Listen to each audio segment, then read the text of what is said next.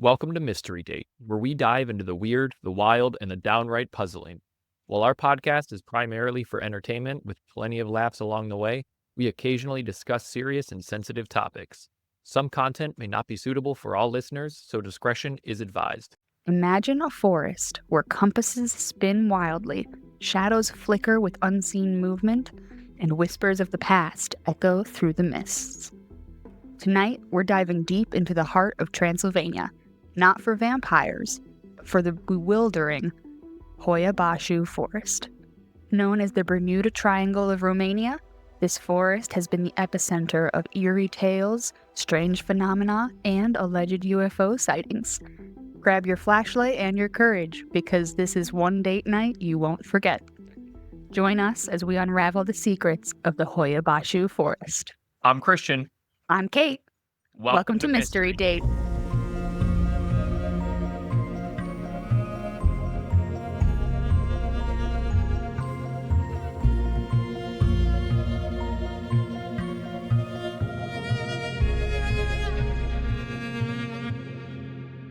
It's date night, meaning we get to talk about all things mysterious and weird. Season 1 is called Into the Woods, and it involves mysteries from jungles, forests, and woods all around our world. Tonight's mystery is the Hoia Baciu Forest. Get comfy, grab your favorite drink, and let's start the show. All right, so tonight we're going to be traveling all the way to Transylvania in Romania. That's fun to say. Transylvania in Romania. Hell yeah. A lot of manias going on. Francisco, that's fun to say. All right, so beyond... It's an elf reference. Beyond Elf and Dracula, what all do you know about Transylvania? Not much. Mostly Dracula-related things. Vampires. Vampires, Hotel Transylvania, the movie. That's about it. Which is good. I give that movie a recommendation. Yeah, I just saw it for the first time like a couple months ago. It was solid. Yeah, I was like, all right. We were having a good time. Maybe it's because we were on vacation and that kind of influenced the moment, but... We were going to have a good time anyway. We were in a hotel in Miami at the time. Well, Transylvania is a historical region located in central Romania. It is characterized by its diverse landscapes, including the Carpathian Mountains, rolling hills, dense forests, and fertile valleys. It is known for its well-preserved medieval towns, such as Sibiu and Bran, the latter being associated with the Dracula legend. And we'll definitely be talking about that a little bit later. We're not going to dive too much into Dracula in this episode, but some stuff will come up. This region is a cultural blend of Romanian, Hungarian, and Saxon influences, which is really reflected in its architecture, folklore, and festivals. Additionally, Transylvania's reputation for haunted castles and local myths add to its appeal for tourists and those interested in its history. It's just kind of cultivated this large following, especially, we're podcasters, we're talking about this area. A lot of tourists go here specifically for the haunted castles or these mysterious tales that you hear of Transylvania.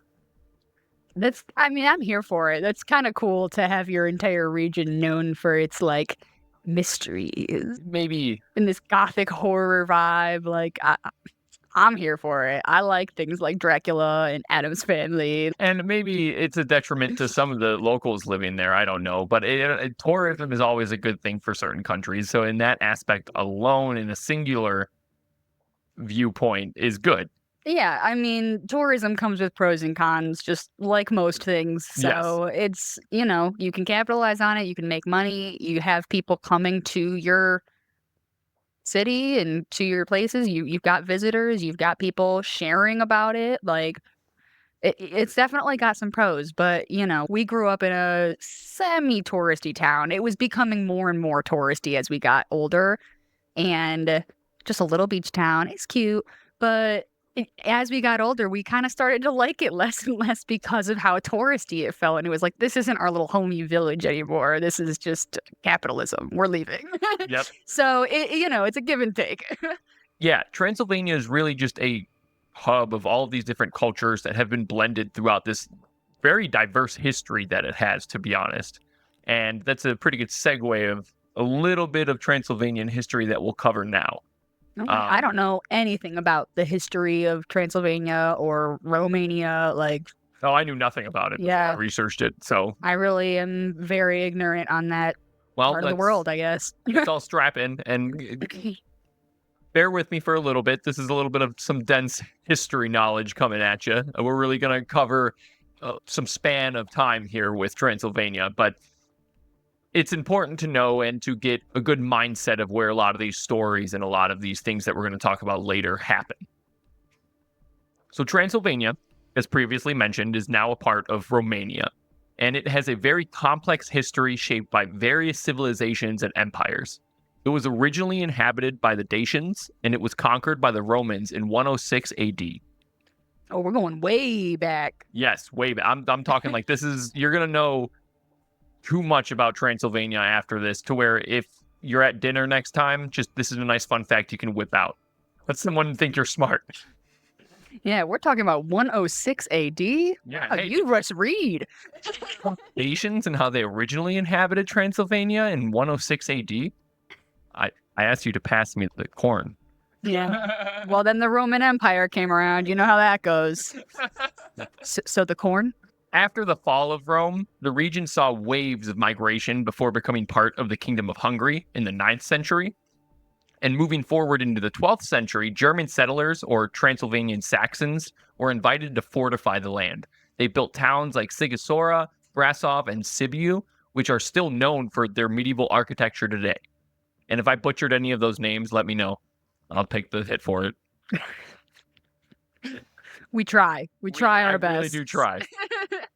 Over time, Transylvania became an autonomous principality, balancing between Ottoman and Habsburg influence. But by 1699, it was absorbed into the Habsburg monarchy and later became a part of Austria-Hungary in 1867. Following World War I, Transylvania became a part of Romania in 1918, and this decision was made official by the Alba Iulia National Assembly. During World War II, northern Transylvania was briefly controlled by Hungary, but it was returned to Romania in 1945, and that brings us to where we are today, where Transylvania is a famous cultural hub that attracts historians and tourists from around the globe. It is known for its eerie legends, including the Hoia Baciu Forest, which is associated with UFO sightings, paranormal activity, and all sorts of other phenomena. So that's just a little hint of what we're going to be talking about later. All right.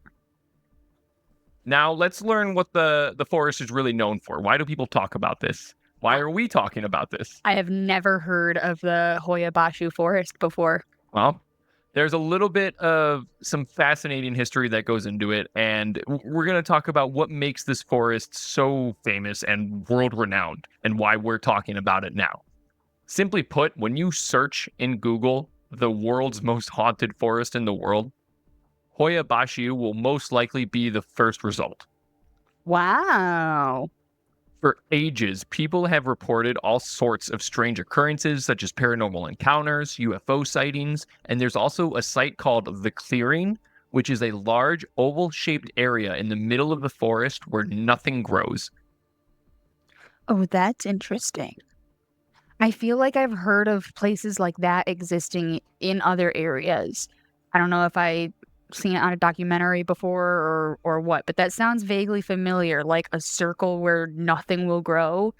I feel like I've heard of that before somewhere else, and they like called it the Devil's Circle or something like that. You honestly may have seen videos online of this clearing. There are many different names for it. I just decided The Clearing is my favorite, so that's what I'm calling it here. But there's the circle, there's The Clearing. It has an actual like tourist name, which I'll get into in a little bit, but let me find it. Yeah, the tourist name, like the actual attraction name is the Poiana Rotunda. Okay. So yeah, you might have seen... It's very possible I saw it on like a TikTok or a real video. Yep. And it was this place, and the particular person filming just said they call it the Devil's Circle, which I could, if it's already called the Circle, I could definitely see some people pinpointing it on the devil if nothing's growing there. Yeah. So, but regardless, you could spend hours going down the rabbit hole of stories told via firsthand accounts or even in retellings found in history books. There's so much information to be found in this area, it's kind of insane. But don't worry, I did most of the research for us. and I sought out some of the best stories involving some of the previously mentioned things. Don't get me wrong, if you want to do your own research, I do highly encourage it. You can keep going down this rabbit hole as long as you want. Wow, it's just one of those things where, like, there's always another stone to unturn. Yes, there is an infinite amount of things happening here. It's really insane. I see why they call it the Bermuda Triangle of Transylvania. There's just so much going on. Whether or not you can factually back any of that up, that's a different story. But these tales are being told, and they keep being told for years now before the internet. So there has to be something. Okay, yeah, it's just a lot of unexplained things happening, occurring, being experienced, all in the same place. I mean, to start it off, the name itself is pretty much shrouded in mystery. Hoia Bashu is said to be named after a medieval shepherd, a man who went into the woods with 200 of his sheep, part of his flock, and never came back out. That's pretty much all of the origins of that tale. That's the legend. That's the word of mouth that has been passed.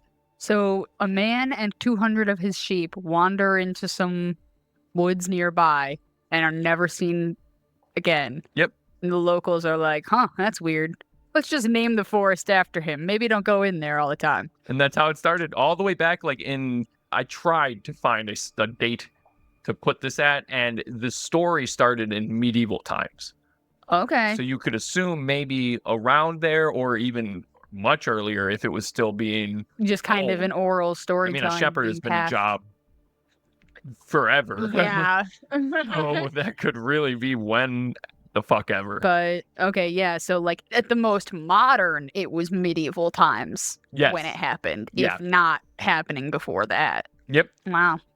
So that's where its name came from, and that has just been passed down. I mean, it's like we said, we're in Europe, so a lot of these places have such old and historical name. That's why it's so sought after by a lot of tourists, honestly. And this is a good example. I mean, this forest was named after a guy who disappeared, and they were like, it probably was a warning, like you said. Yeah. Calling after him so people know not to go in there. Yeah. I mean, humans have always been simple at their core. And the further back in history you go, the more that was true on the outside and in society as well. And you can almost always see that in things like naming mechanisms. You know, last names. Greensmith. Well, he's a blacksmith who lives over there on the greens. Because there's also a blacksmith who lives over here by the beach, and we already just named him Smith. So that one's Greensmith. Like, yeah, a lot of the most simple structures for naming things. And it doesn't just apply to people, it applies to places and streets and all kinds of things. And it's just one example. Like, oh, a guy disappeared in there. We'll just name the woods after him, and hopefully people will understand. Don't go in there. Yeah. Like, that makes perfect sense. I mean, no, and like you said with the last names, that is common to where back in history, you didn't have a last name. I would be Christian from Ohio, and that would be your classifying last name at the time, which is where you from. Yeah. And those eventually turned into our actual surnames that we have today, and it's just simple. Yeah. Especially when you're naming a town. Oh, where's that town? By the river. Okay, Rivertown. Yep. So now you have Steve from Rivertown, and then ages go on, and now you have Steve Rivers. Yep. Maybe a Steve Riverton out there as well somewhere. You know? It's interesting. Yeah, it's an interesting concept, but it's funny to see that just no matter how far you go back, some things have always been the same. Of course. And it's funny as well that we're talking about this mysterious forest, and the start of this forest is a big mystery, which I think is super cool. Yeah, it's like their first discovery. They're settling this new town. This shepherd is wandering around. He's like, hey, has anybody checked out these woods? No? All right, well, me and my flock will go check it out. We'll see what we find. Never heard from again. So everybody's like, all right, maybe we don't check out the woods near our new town. I don't know. Seems logical to me. I would not go in there. I mean, 200 sheep, what the hell happened? Yeah. That's crazy though. Like, yeah, this forest that began mysteriously has now always been filled with more mysteries since. And that brings us to the clearing, which we kind of touched on a little bit earlier. But this is another phenomenon in the area, and it goes by a lot of names. The clearing, the circle. We told you before that the actual location, if you look on a Google map, is the Poiana Rotunda. And you can see on Google, if you search it, it has a location, an actual listing for it with a website to I believe, the Romanian National Forestry. And it actually has a rating as well. The clearing, not the forest, the clearing. It has a rating. And if you're interested, it's 4.5 out of 5 stars. Wow. Someone said it was a circle in a forest, and that's about it. And he rated it 3 stars. Solid. That's a good review right there. Very well thought out. Concise. I was just looking that up and I saw it had a Google review listing. I was like, oh my God, that's hilarious. That is pretty funny. It's random. So moving on, the clearing, which is what I'm going to refer to it as, because like I said, that's just the coolest name for it, is a large oval-shaped kind of patchwork of grass that is near a hiking trail within the forest. It's not too hard to get to. You can walk there fairly easily if you were to go to this forest.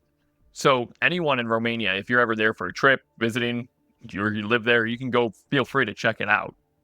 The area is about 200 to 230 feet in diameter and is said to be completely void of all vegetation besides some patches of yellowish grass. No trees, bushes, flowers, or anything can grow in the area. Scientists have looked into this phenomenon, and no one can come to a single conclusion. Multiple attempts have been made to figure out this mystery, but nothing and no one can find anything definitive. That is really weird.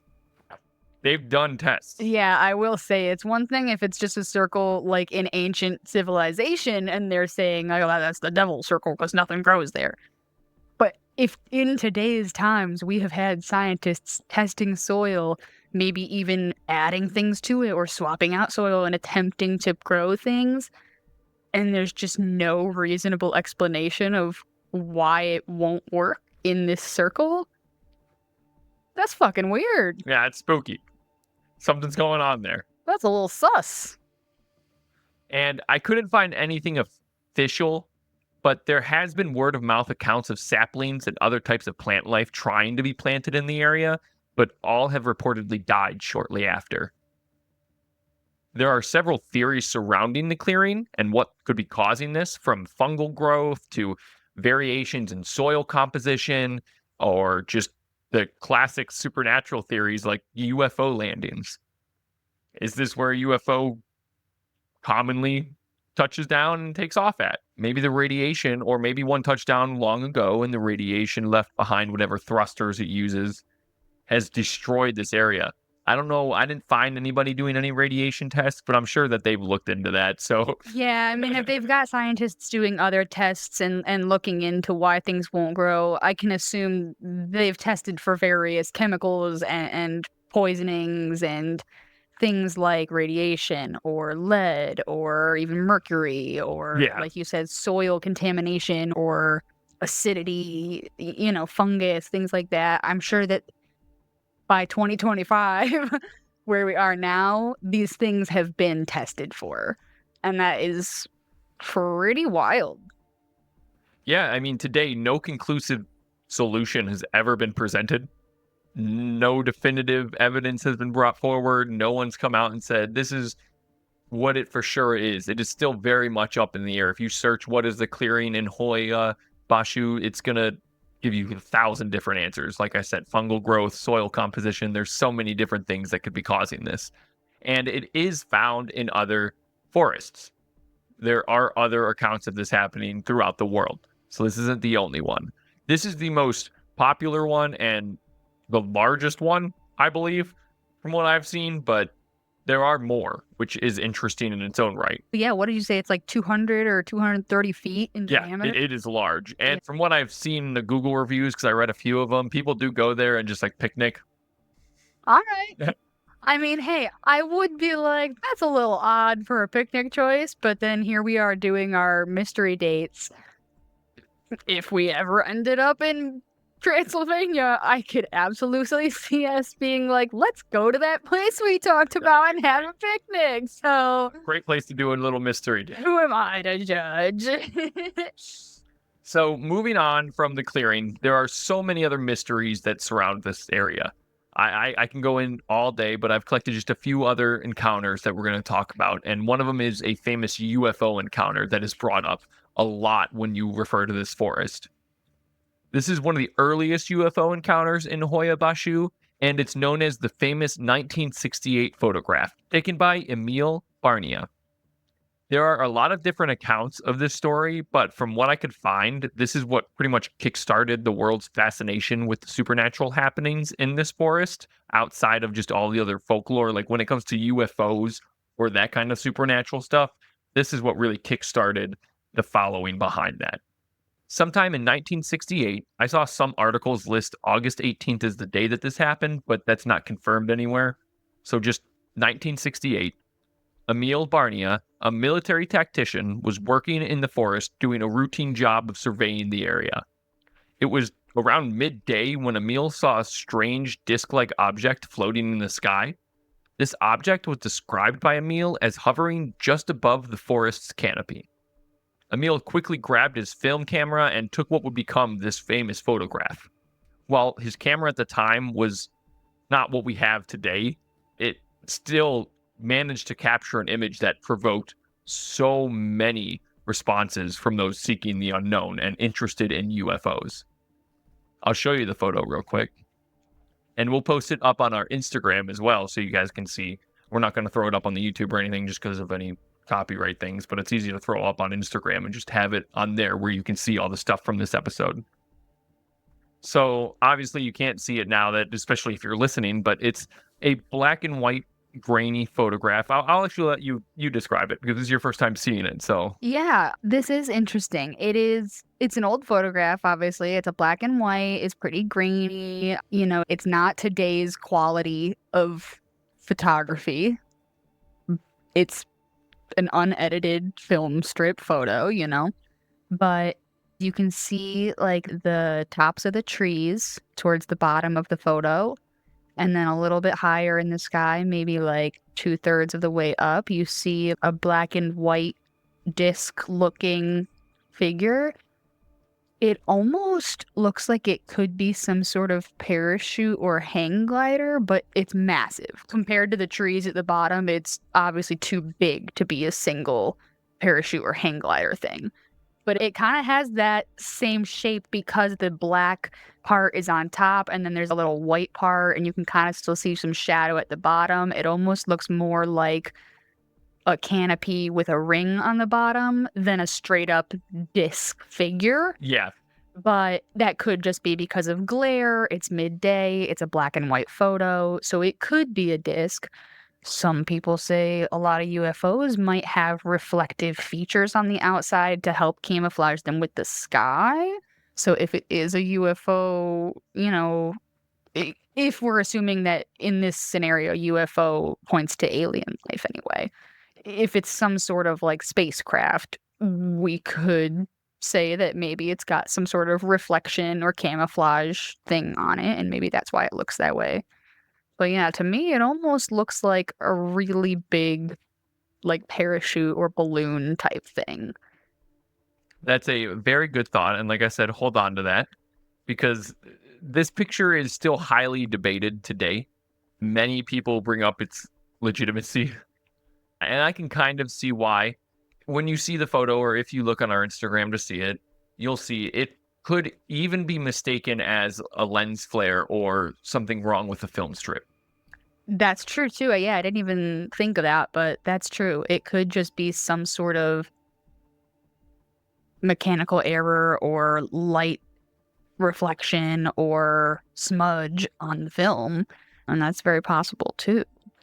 But I'm also like, who knows? You know, there's a lot of people in history with things like the unknown when it comes to like UFOs or Bigfoot, things like that. A lot of people are known to have created hoaxes over the years, trying to get fame and fortune by proving, quote unquote, something's existence, and then it turns out to be a fake. I'm not saying this guy did that. It's possible. But it does almost sound like maybe this guy really did just see this thing in the sky and he couldn't see it that high up. And he's like, hell is that? Like, I'm going to take a picture of that thing. And then it turned out to get all these public responses, people saying it's a UFO. And then maybe later someone's like, that's a freaking lens flare, or like, that's a parachute, my man. Like, it could have been an innocent little mistake, not necessarily a hoax photo, but who knows? That, I mean, it's an interesting encounter. Yeah, that's not where it ends. Shortly after taking the photo, it quickly spread like wildfire and was published in newspapers, magazines, and talked about in the local media. First-hand accounts of Emil don't seem to go any further than this, though. There's a lot of differing and conflicting information on this case, and honestly, a lot of UFO or UAP cases in general. Some reports say that he wasn't working at the time, but relaxing. Some say that he was warned by locals before venturing into the forest and ignored these warnings. There are also stories depicting Emil as a UFO enthusiast, gung-ho on getting this picture validified by scientists. None of that can be factually backed up. It is more or less just word of mouth growing. Just a lot of speculation in different areas. Yeah. The actual story is he took this photograph in 1968, which you can see. If you Google it, if you check our Instagram, wherever, you can see it. And that's about it. Yeah.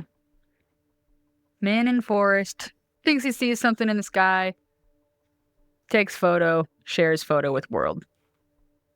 Gets mixed reactions of suspicion. Yep. But what this did do is ignite like a flurry of other accounts of seeing glowing lights, seeing these disc shaped, seeing cigar shaped crafts up in the sky. So many UFO sightings from this point on, and more so in the late 70s, began to just flood the military, local law enforcement. It was taking this area by storm. Everybody entering this forest was leaving with a story of seeing dazzling lights in the sky above a mountain or something of that sort. So shortly after this 1968 photograph, it exploded in UFO just culture. Yeah, and that's pretty wild concept too, because you could look at that from all kinds of perspectives. I mean, how many of those people are telling the truth versus being these avid UFO hunter influencer type people who are just trying to prove something that even if they can't, they're like, oh, but people have to believe in it anyway. Like, you know, if every single person going into the forest says something, some of you have to be lying. I'm not saying that no one saw anything, but every single one of you, all the time, I don't know. Seems a little sus, yeah. Yeah. But, I mean, you could also look at it from the reverse point of view, and maybe the 1968 photograph was the beginning of something with the aliens coming to this area. I know the clearing, I'm pretty sure it existed long before this, but maybe it's all somewhat connected. And after this photograph, more people began seeing these creatures visiting the forest. Yeah, it's possible. I mean, I'm pretty sure the 60s and 70s were like the height of UFO culture and sightings in America, too. I mean, like Area 51 and out west and in central, like, you know, like Tornado Valley type America, there was tons of UFO shit going on in the late 60s and 70s. Oh, yeah. You had Roswell. I'm pretty sure that was the 50s. Yeah, I forgot that was even in the 50s. Yep. Yeah, so I'm not saying I don't believe that there have been aliens here, especially because you look around the world and these different cultures who, like we said, we don't know anything about Romania or Transylvania. Like, they don't teach us that here. So I'm not saying no one here knows about those countries, but we could assume that like the general population of Ohio in America doesn't know much about Transylvania or Romania or even Europe or Russia or Asia as a whole. They might know some things here and there. All these people who don't know anything about each other or their cultures are having very similar stories about these UFO sightings all around the same time frames, like in the same couple decades. So that is something worth noting. Yeah. Yeah. I like it. It's a tally on the board of this all could be connected.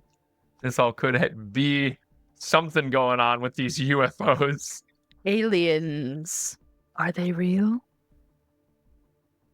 I mean, I think they're real. I mean, yeah, probably. I don't know if they've visited us, but they're real. For sure.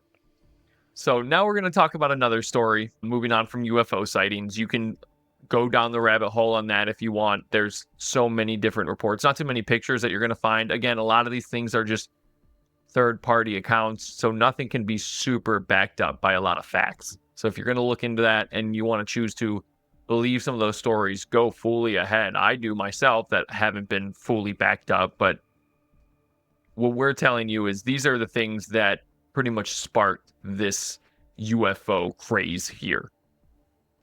Now we're going to talk about a girl who disappeared and reappeared into the forest at the same age, but was gone for years. I might have heard about this one. This sounds a little familiar and spooky. So first, let me tell you the legend. This is what you'll find if you search this story. According to popular accounts, a young girl vanished without a trace while playing near the forest. Despite extensive searches, no body or evidence of her whereabouts was ever found.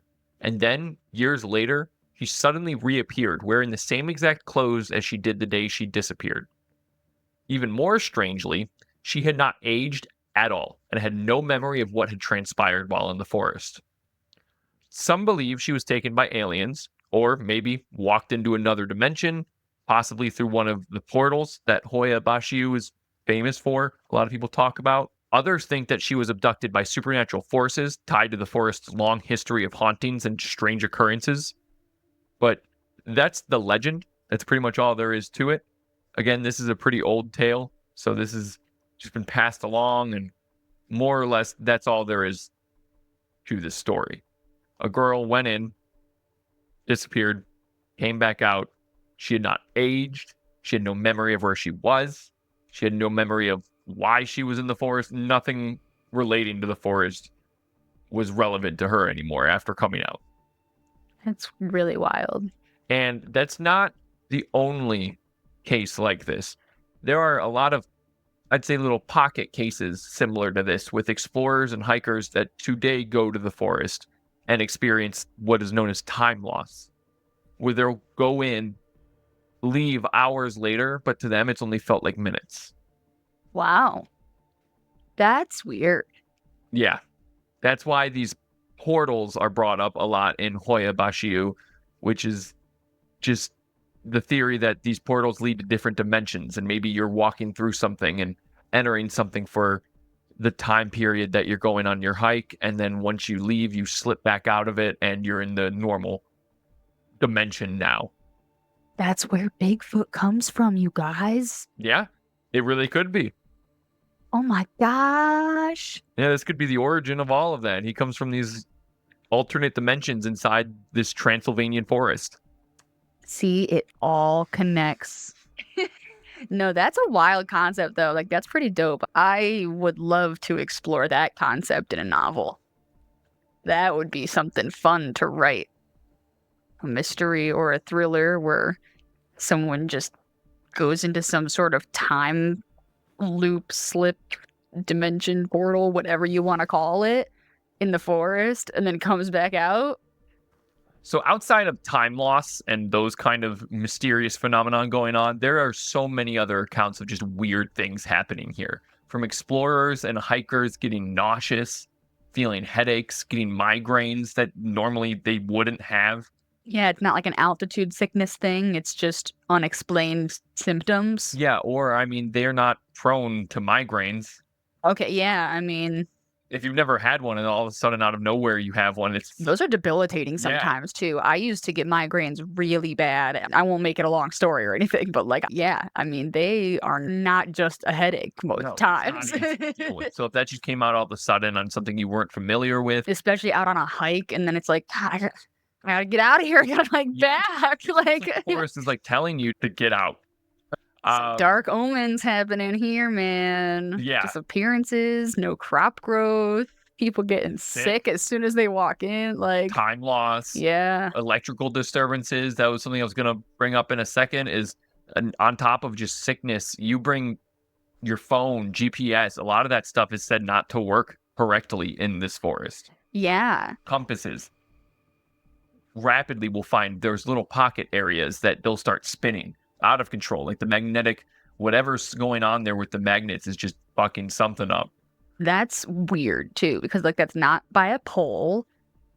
You know, it's No. like it's And that's why it's called the Bermuda Triangle of Romania. There's just so many weird happenings going on here, from sicknesses to electrical disturbances to disappearances to time loss. A lot of these things, when we do the Bermuda Triangle, which we will at one point, are going to come up. All of this stuff is very similar. yeah. There's something going on here, which I will save it a little bit for theories. I don't want to get into it too much, so we'll move on for now. But there's something going on here. Yeah, well, there's a lot of things going on here. Out of all of that, the last story we're going to talk about is from Reddit. I wanted to try to find a more personal story. And since we're a little more newer, I can't necessarily ask the audience to give us their story about a Romanian forest. So I had to go to Reddit. And it's Reddit, so bear with this username. I love it, but it's going to sound a little weird if you're not familiar with internet culture. This was posted to the No Sleep subreddit by a user Wicked Platypus. Oh, I love that. All right. Do you want to read it or do you want me to? I'll go ahead and read it. It is just a personal story, so you can kind of do your own thing on it as long as, you're Right. getting the story. All right. No, I'll probably just read it as is. So this is their post. My trip to Hoia Bashu. Now, before I begin with the story, know that I am a bit of a horror buff, stupidly as it may sound, but I always love getting spooked and repeatedly making excuses to go on stupid goose chases with my friends. This particular story happened during summer in a forest near Cluj, I think. Cluj is what I believe it is. Yeah. In That was that one. Romania. That was that one city that I knew. Okay, yeah. It's really close to the city of Cluj. Okay. In Romania. Seeing as I'd like to keep my name anonymous as well as my friends, I will just be referring to myself as S and my friend as T. Ever since I had access to the internet, I've always been fascinated with the supernatural, the horrific, and the insane. I don't know why. I guess it's just like what adrenaline junkies get when they do something particularly dumb and exciting. I feel that. Yeah, I mean, in the same way, like, I'm really not necessarily with supernatural and horror, but with like true crime and documentaries and mysteries. I'm addicted to that stuff, and I never understood why because I'm like a person with anxiety. Like, why am I consuming all this all the time? Yep. I love it. No, it almost is like reverse psychology. I that's probably not the right word for it, but it's like, yeah, I'm filled with anxiety and I'm watching these things that should make me more anxious, but it actually helps. Yeah, it's like, right. I'm that meme where it's like my girlfriend's gonna go watch her comfort show, and the comfort show is some Lifetime movie about a girl getting kidnapped. Like, like, why is this my comfort show? I don't know. This shouldn't make me feel No, better. I don't know. It does. It's probably some sort of like subconscious desensitization tactic. All right. Anywho, back to this story. Back to Romania. Anyways, I moved to Romania a good 2.5 years ago, moving in with my girlfriend. After a few weeks, I was introduced to T, a botanist that works in Romania, documenting plants and whatnot. We both liked beer a lot, and during one of our particular beer meetings,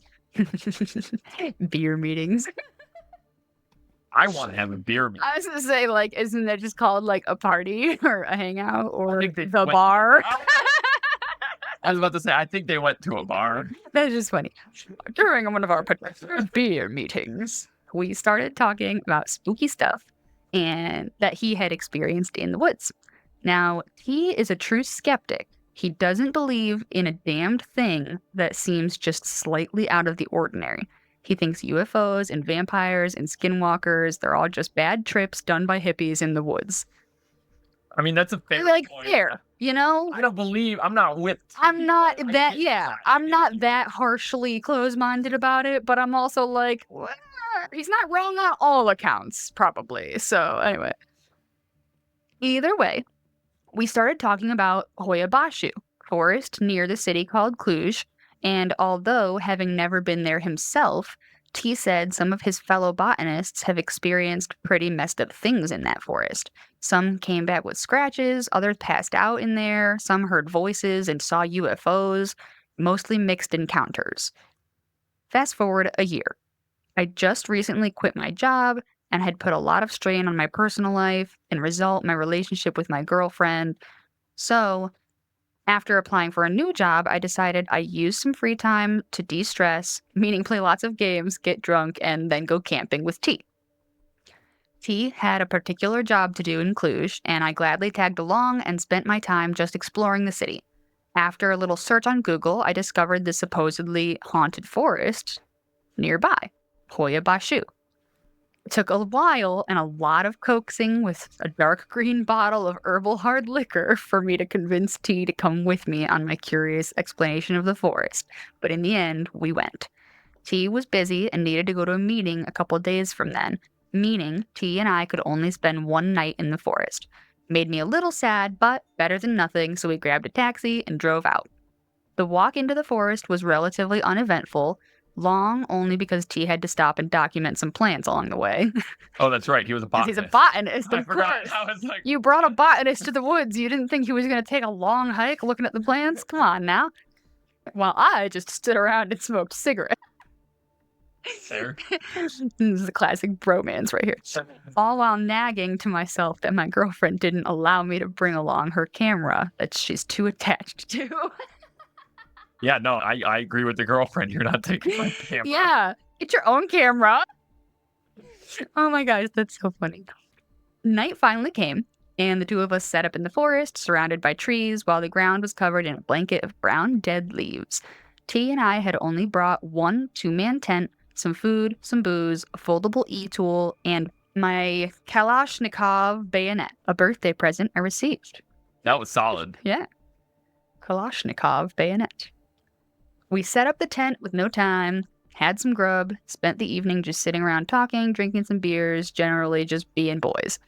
We had made a tiny fire using an old wok T had brought along.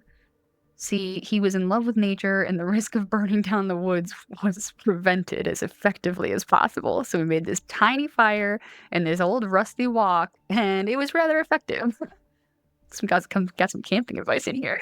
Yeah. So there you go. Yeah. Walk. That's Apparently, it's a nice fire pit, so then you're not damaging the woods. Nothing happened as the evening stretched on. We got more drunk, and finally, around 1 a.m., T decided to hit the sack. I agreed. As we packed up our stuff and was about to put out the fire, we both heard the sound of a branch snapping some distance behind our tent, followed by what sounded like a very quick yet loud yelp. It was high-pitched and it echoed through the trees. So T and I stood still, listening intently to the noises in the distance. 1 minute turned to 5, 5 to 10. I was the first one to begin packing up again, but then I was quickly stopped when T waved his hand violently and whispered for me to stop and listen. It must have been sleep taking over because I didn't hear anything at first, but slowly I started picking up the noise of movement in the woods. Started behind me, moved to my right, then to my front to be behind T, and then to my left. Something was circling us. I looked to T, he looked right back at me. Now, I'm going to go ahead and say that T is a hard motherfucker. Yeah, he is. He doesn't scare easily, almost never, but the look of pure terror in his eyes instantly took its hold on me, and I felt my heart push up into my throat. Moments of silence passed, and slowly, I waved him towards the fire. We stood on opposite sides of it and leaned over cautiously. You hear it, right? I asked. T nodded slowly. Do you think it was just someone taking a piss? I asked cautiously. T shook his head slowly. A wolf? T shook his head. A bear? He shook his head again. At this point, I will admit I was getting a little annoyed. Just fucking say what it is. I thought it was definitely just some asshole out in these woods trying to scare us, and I didn't want to let them. I knelt down, pulled out my bayonet, and turned around to shout into the woods while brandishing my weapon when suddenly a flurry of movement came from behind T. We instantly whipped around just in time to see leaves being kicked up and the figure of something strange disappearing into the bushes again. I didn't get a clear look, but T instantly turned around, looked behind me, even more fear in his eyes, so much so I could see tears welling in them. Bess, grab your shovel. Give it here, T whispered cautiously. Keep looking behind me, I'll keep looking behind you. I nodded, knelt down carefully, my eyes stayed level, and looked into the darkness of the forest behind T. Slowly the shovel was handed to him, which he unfolded and kept at the ready. Another sudden yelp came from the woods. This time it was much closer. I swore within 10-meter radius of us. The noise was much easier to identify this time. It had a certain hoarseness to it, some sort of predatory tone. We began listening again. I wish I hadn't. We could still hear the sound of something moving low and slow around us, circling us. But there was something else, a second noise. A second body was circling us slowly, and we could hear the faint sound of wheezing breathing from beyond the foliage. We knew we had to stay awake no matter what, but as the alcohol started fading, sleep began creeping in, and I was the first to feel it. I had to wake up, and with much careful adjusting, I managed to get a bottle of Jaeger out. Had a large gulp and passed it to T. He did the same. The night continued, and we whispered carefully that we were going to pack up our stuff and leave at first sight of light, leaving the tent and the fire behind. At this point, I had lost track of time, my body ached from standing ready for so long, and my fingers were numb from gripping the bayonet. All my senses flared up when suddenly a noise of rustling leaves came from behind me. Almost instinctively, I turned around, but a quick wave from T made me stop. It threw a rock, he whispered slowly. And slowly I realized that whatever it was out there, it had tried to make me turn around. Another yelp came, and our bodies flinched at the sound. That night was the longest of my life. We stood there throughout the entire ordeal, using our feet to shove wood into the fire while taking turns drinking Jaeger and watching each other's backs. When light came, T moved past me, and I practically walked backwards for a good half hour until both of us set into a dead sprint through the woods. When we finally got to the road, we were met with a police cruiser and 2 angry officers. T took some time to explain what was happening, and I noticed that the cops didn't look surprised. We were taken into the cruiser and taken back to Cluj. T told me not to speak of what happened in the woods. A little later, T told me one of the forest rangers had been attacked and killed in the woods that same night by an unknown animal that had only managed to partly devour the man's innards before the body was discovered. It's safe to say there's something in Hoia Bashu, and I would not suggest going there. Take this story as a warning. Do not go into those woods. I regret it. All right, so I've managed to put together a small group of people to go back to the forest. We've already made a list of things we're bringing. We'll be planning on staying for at least 3 days out in the woods. So far, all the essentials are done. Shelter, food, warmth, cameras, and recording devices, some basic tools to help our stay there like knives, e-tools. If you guys have any other suggestions on what else to bring, I'd love to hear it. We'll be heading out there in the summer. My girlfriend, T, and I are all going. There might be a couple others coming along in the future, but this is what we've got so far. Well, and that's he's it. Going back. So he's going back in the summer, and they're going to take another shot at getting some recordings, maybe. But yeah, that's just a fun little story I grabbed from Reddit. Like I said, almost any story that you can find about this forest, the validity of it, questionable. This is all we have. More or less, it lets the mind wander and puts you in that mindset of maybe there is something happening in this forest for all of this stuff. I mean, I say it all the time, but when you have all these coincidences, it can't be a coincidence. It's true. There's got to be something. Patterns have to be recognized eventually, you know? And yeah, I mean, take every story with a slight grain of salt, maybe, but when so many people across different parts of the world, across generations and generations, are telling similar stories about similar experiences, I think there's some truth to it somewhere. No, and, you know, there's who knows what is happening in those woods, maybe not much of it is connected, but it is very creepy that so much of it happens in one place. Which brings us to our conclusion. I just have a few questions here for you. Do you think that there is really something mystical or supernatural happening in Hoia Bashu? Maybe. I don't know what it would be. I don't want to say it's like, oh, it's for sure aliens or it's for sure the devil or it's for sure ghosts. Like, I don't know what that force is in there exactly. Maybe it's just the parts of Mother Nature we're still unfamiliar with. But like you said, I think when too many coincidences start happening, it's no longer a coincidence, and there's got to be some truth to it.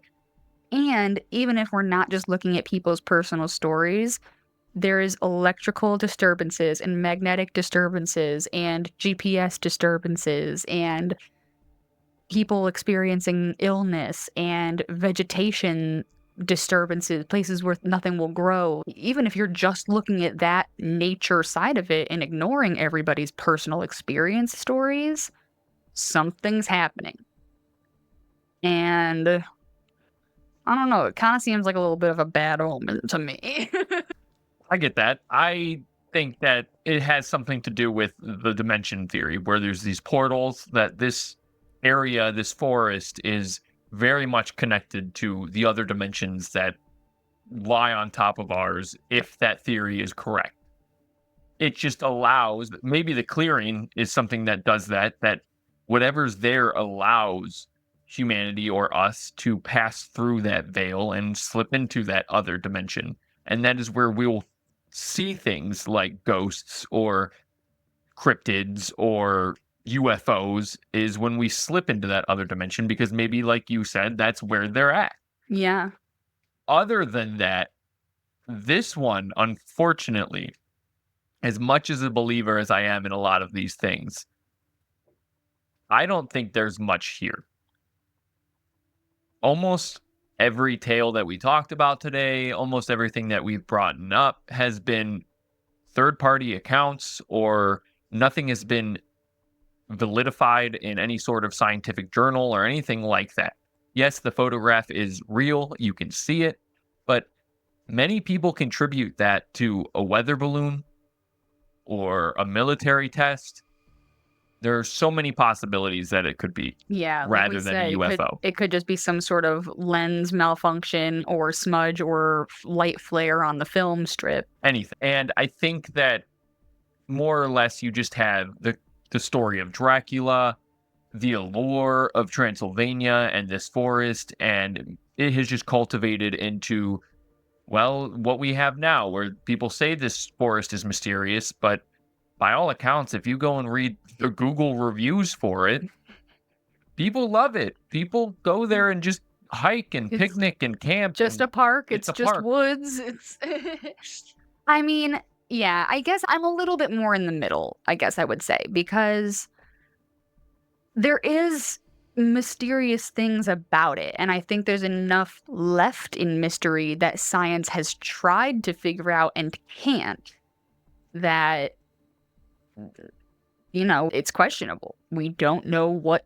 is causing certain things to happen there that are happening. And that's why I said, I was like, even if we take everybody's personal stories out of it, there's still a circle where nothing will grow and they can't figure out why, because by all accounts, the radiation or soil or whatever, like everything looks fine.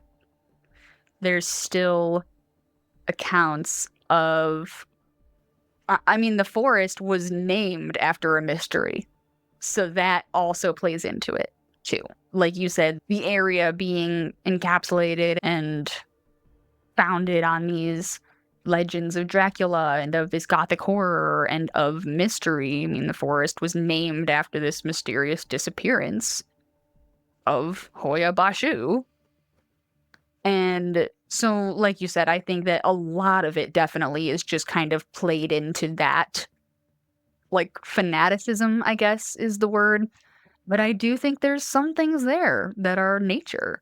There's compasses and GPS is messing up. Nothing will grow in a weird circle.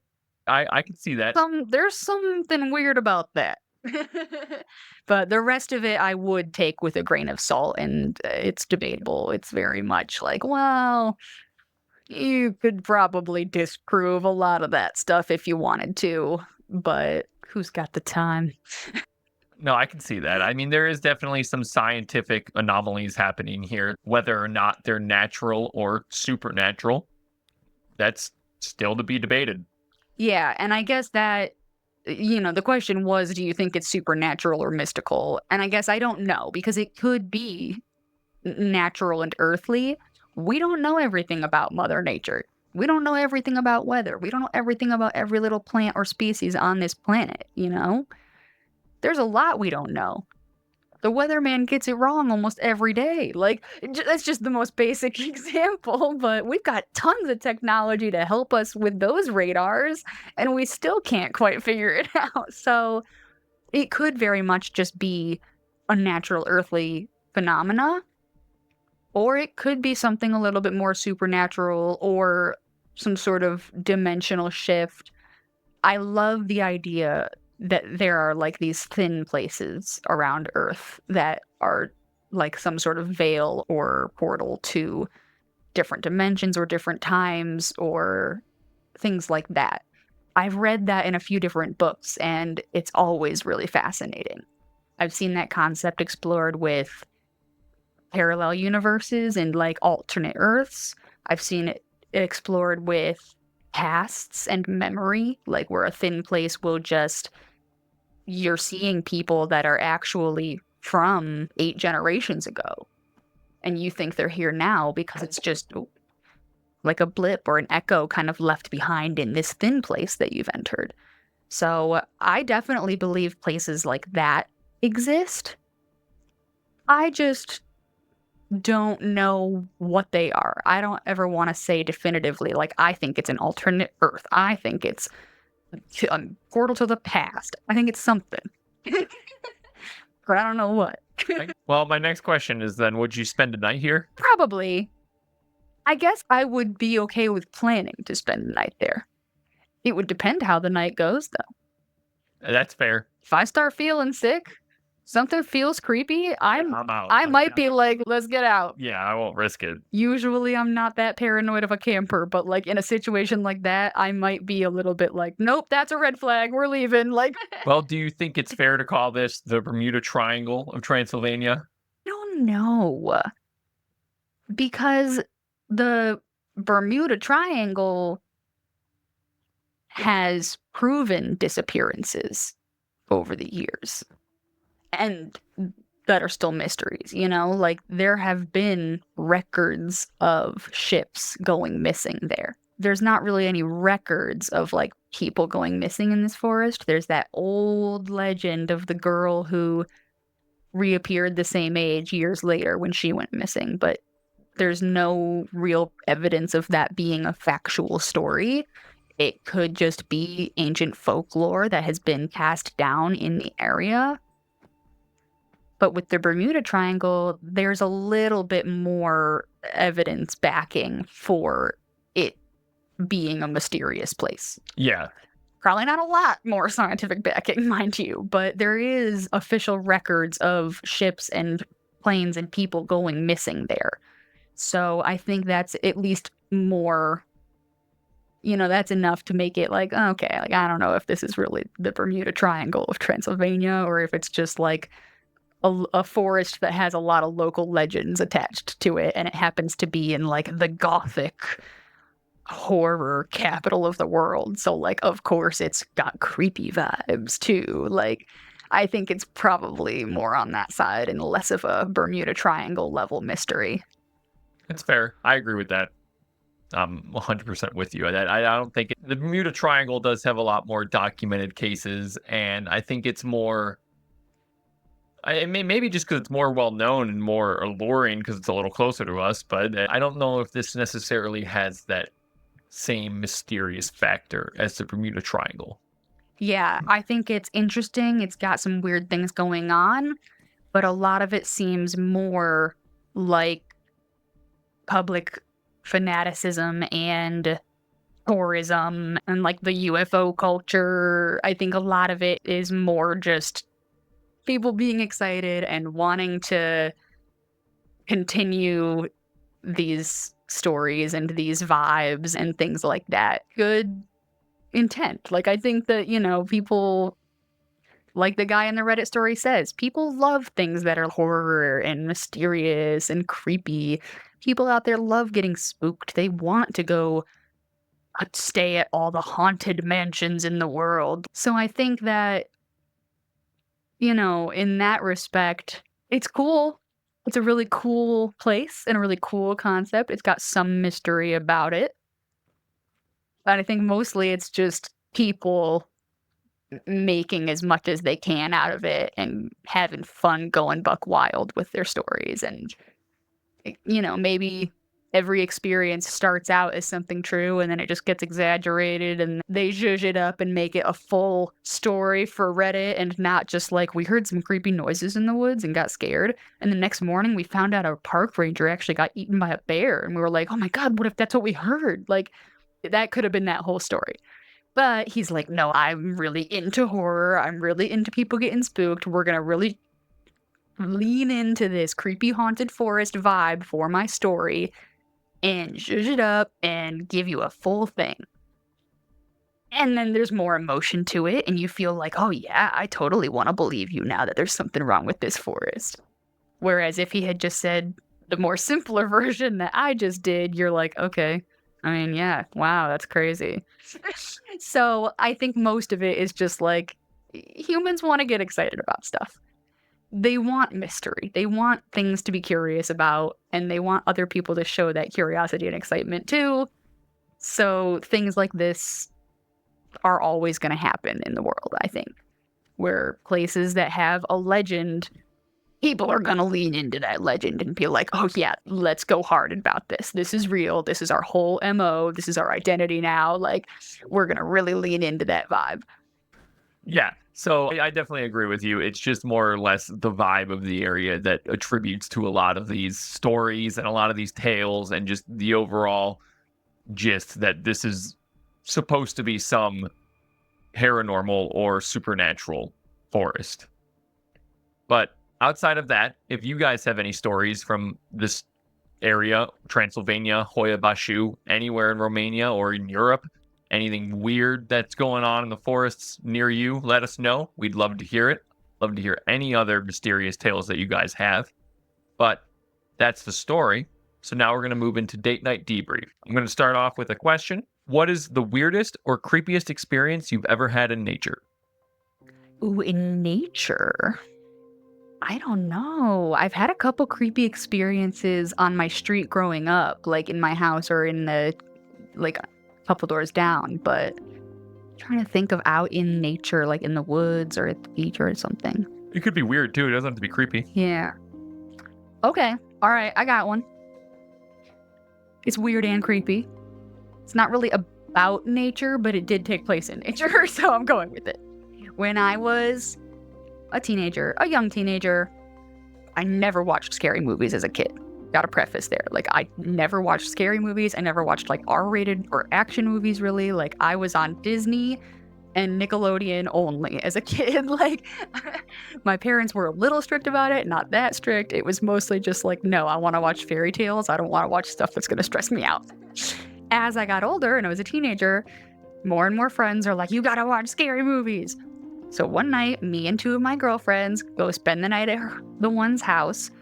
And we were like, let's watch The Blair Witch Project for the first time, and we'll do one better. We'll go camp out. We'll set up the tent on the trampoline with some blankets. Like, we'll make a little fort out there and go camp in the backyard in the woods.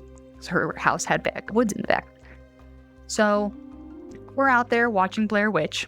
If you haven't seen Blair Witch Project, when I was 13 watching this movie for the first time, it was so freaking scary. Like, I just was anxiety ridden the whole time. It's just a movie full of anticipation, like just the waiting for what's gonna happen vibes, like. So I was already like paranoid and heightened as fuck. As we're out there, We're like, man, it stinks out here. Like, these woods smell bad. I think there's like a dead deer back there or something. Maybe after the movie's over, we'll call it a night and actually go sleep in the house instead of staying out here all night, because I didn't realize how bad it reeked, like rotting freaking dead animal or something. It smelled terrible.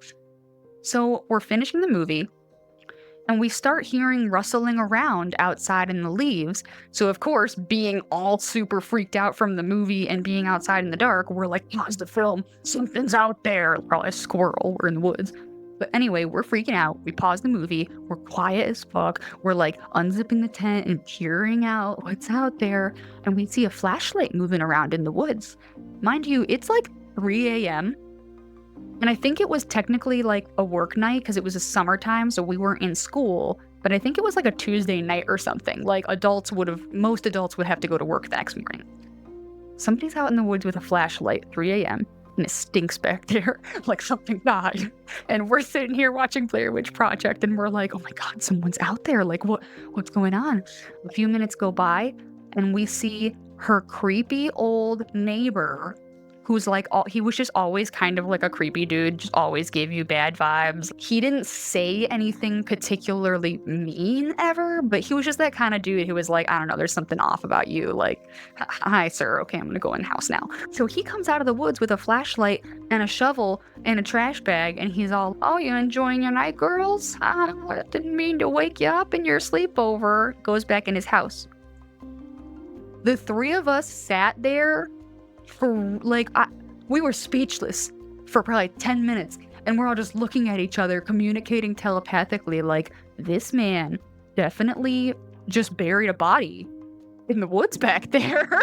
He just came out of the woods at 3 a.m. with a shovel and a trash bag and a flashlight, and it reeks like something died back there. Oh my gosh.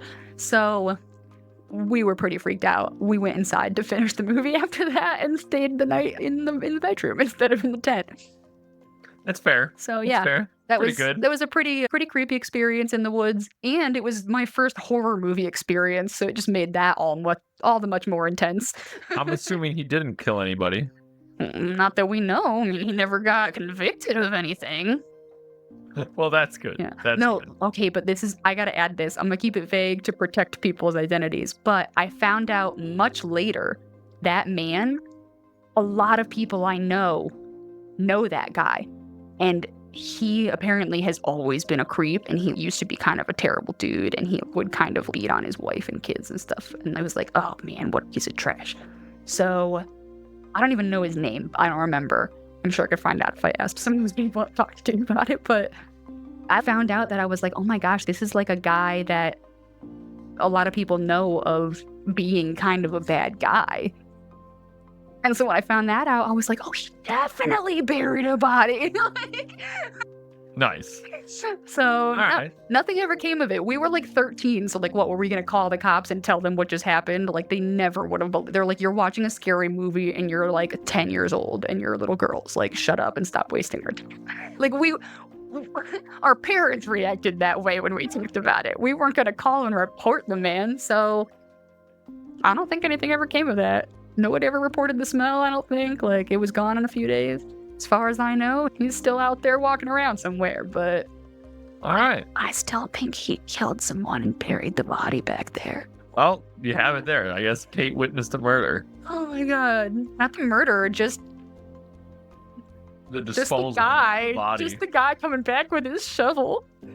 Oh man, what about you? What is the weirdest or creepiest experience you have ever had in nature? I don't think I've had too many creepy experiences. Definitely the weirdest would be the time we went to a music festival in Pennsylvania. And it's a camping music festival. There's porta potties there. They take care of you. There's places to go to the bathroom.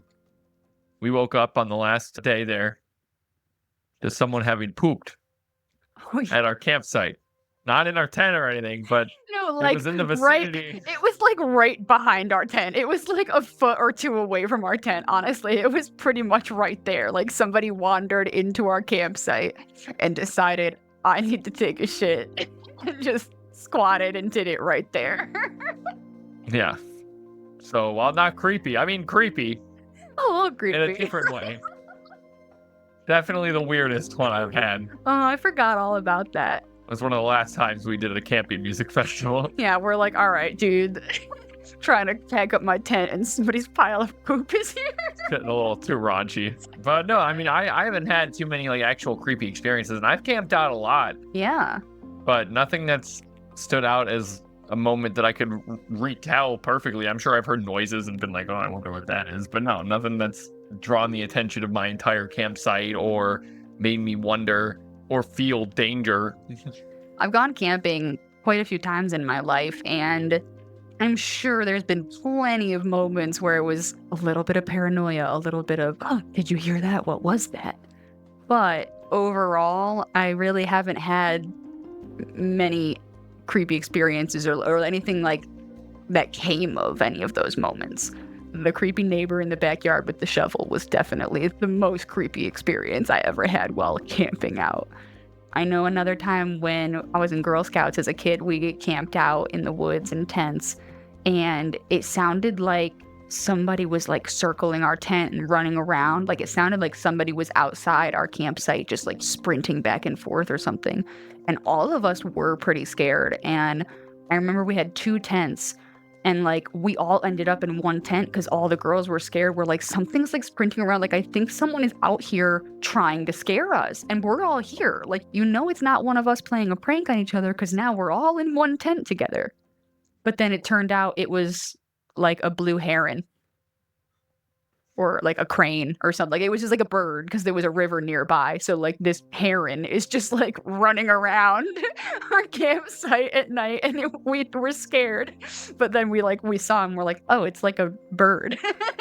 Oh, we're fine.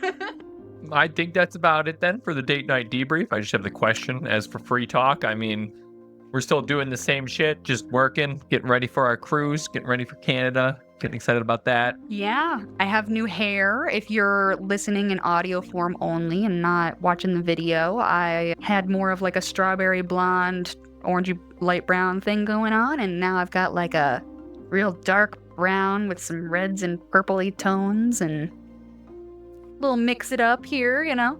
That's about the only new thing I have going on now.